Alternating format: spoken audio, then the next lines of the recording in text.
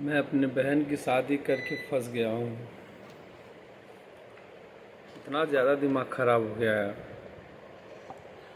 अब वो लोग जो मेरे बहन के ससुराल वाले हैं वो केस बना रहे हैं। जब मेरी बहन का देखैया हुआ था, यानी जब लड़के लड़की एक दूसरे को देखते हैं पहली बार, तो जब मेरे बहन को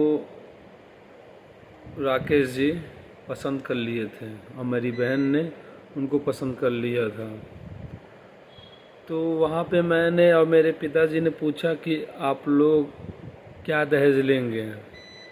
जैसे दहेज भी देना होता है हम लोगों को वहाँ।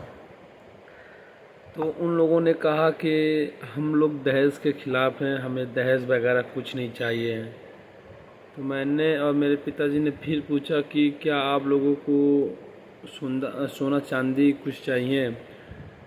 तो उनके घर वालों ने, जो मेरे जीजा हैं उनके जो बहन है, उनके घर वालों ने, मेरे जीजा खुद ने कहा कि मुझे 1 रुपये नहीं चाहिए, ना ही मुझे कुछ सोना चांदी चाहिए।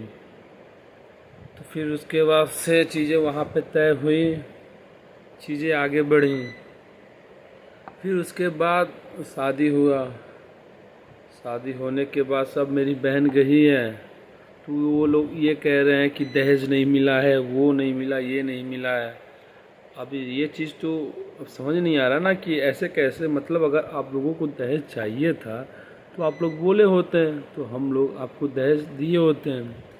लेकिन वो लोग अब इन चीज़ों को उठा रहे हैं जिसका कोई मतलब नहीं लग रहा है। यही होता ना, अगर हम लोग दहेज देते तो हो सके अपने लेवल पे हम लोग व्यवस्था शादी में कम करते हैं। जहाँ डेकोरेशन के लिए 1 लाख रुपए लगे थे, वो हम लोग 50,000 में करते हैं। चीज़ों को हम लोग किसी तरीके से कट करके कम करते हैं और 2-4 पैसे हम लोग कर्जे में होते हैं।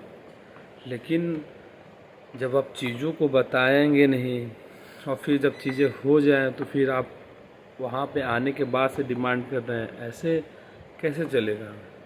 अब इस चीज़ के लिए मेरे बहन को उसके घर वाले टॉर्चर कर रहे हैं। मेरे जीजा के 2 बहन हैं, 2 भाई हैं, एक माँ है, वो भी सौतेली है। और सबसे बड़ी धोखा में मुझे हम लोगों को ये रखा गया कि जब आपने बोला कि ठीक है, और चीज़ें आपको बतानी चाहिए ना कि ये इनकी माँ नहीं है, तो हम लोग उस पर डिसाइड करते कि शादी करना है नहीं करना है। मैं नहीं करता।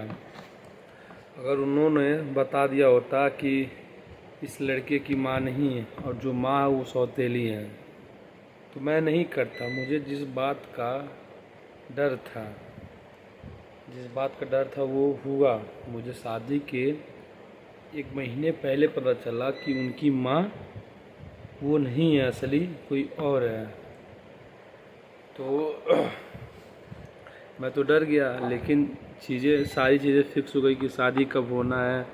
जो भी सट्टे का काम होता है, मतलब सट्टे का काम मतलब जैसे डीजे का, डेकोरेशन का, खाने का, मतलब जो चीज़ भी है, लाइट वगैरह जो कुछ भी है, सब हम लोगों ने बुक कर दिया।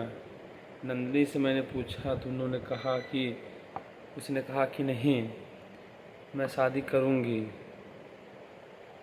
तो मैंने कहा देखो ऐसी ऐसी बात है, अगर तुम शादी करोगी तो ये समस्या हो सकता है। और वो भी कह रहे थे कि देखो मैं इसलिए नहीं बता रहा था तुम्हें क्योंकि कहीं ये शादी टूट ना जाए। तो ये सारी समस्या है। अब मुझे डर लग रहा है मेरी बहन को वो लोग दहेज के चक्कर में कहीं उल्टा सीधा ना कर दें। अब मैं यहाँ पे कंफ्यूज हूँ कि मैं क्या करूँ, मुझे क्या करना चाहिए।